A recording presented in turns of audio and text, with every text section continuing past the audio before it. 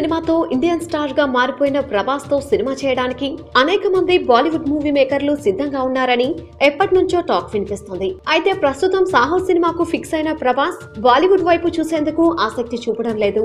మరోవైపు ప్రభాస్ బాలీవుడ్ ఎంట్రీకి రీసెంట్ గా line clear అయిందని టాక్ వినిపిస్తుంది.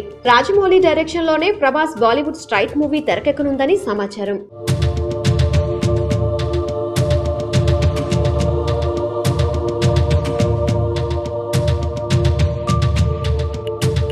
ఇందుకు సంబంధించి ప్రభాస్, రాజమౌళి, కరణ్ జోహార్ మధ్య చర్చలు కూడా దాదాపుగా పూర్తయ్యాయని తెలుస్తుంది. సాహోతో మరో తెలుగు సినిమా పూర్తి చేసిన తర్వాత ప్రభాస్ బాలీవుడ్ మూవీ సెట్స్ మీదకు వెళ్తుందట.